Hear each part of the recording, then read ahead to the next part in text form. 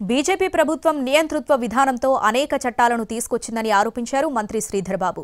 ప్రజాస్వామ్య స్ఫూర్తికి వ్యతిరేకంగా ప్రవర్తిస్తున్నారని మండిపడ్డారు. పార్లమెంటు సభ్యుల గొంతు నొక్కేందుకు బీజేపీ ప్రయత్నిస్తుందన్నారు మంత్రి శ్రీధర్ బాబు. అనేక చట్టాలను తీసుకొచ్చి ప్రజాస్వామిక స్ఫూర్తి వ్యతిరేకంగా చట్టాలు తీసుకొచ్చిన ఈ బీజేపీ పార్టీ ప్రభుత్వాన్ని పనితీరుని ప్రజలందరూ కూడా గమనించాలని కోరుతా ఉన్నాం. ఈరోజు ప్రజల సంబంధించి ప్రజా ప్రాతినిధ్యం వహించే పార్లమెంటు సభ్యుల గొంతు నొక్కడానికి ఈరోజు మరి వారి నుంచి సభ నుంచి సస్పెండ్ చేయడం అనేది సరికాదు. ఇప్పటికైనా ఆలోచన చేయాలి. రేపొద్దున పార్లమెంట్ ఎన్నికలు ఉన్నాయి.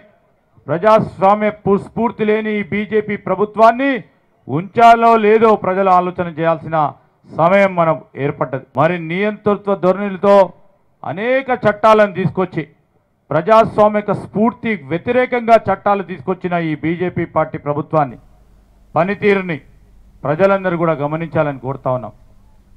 ఈరోజు ప్రజల సంబంధించి ప్రజా ప్రాతినిధ్యం వహించే పార్లమెంటు సభ్యుల గొంతు నొక్కడానికి ఈరోజు మరి వారి నుంచి సభ నుంచి సస్పెండ్ చేయడం అనేది సరికాదు.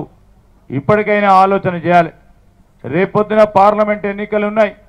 ప్రజాస్వామ్య స్ఫూర్తి లేని ఈ బీజేపీ ప్రభుత్వాన్ని ఉంచాలో లేదో ప్రజలు ఆలోచన చేయాల్సిన సమయం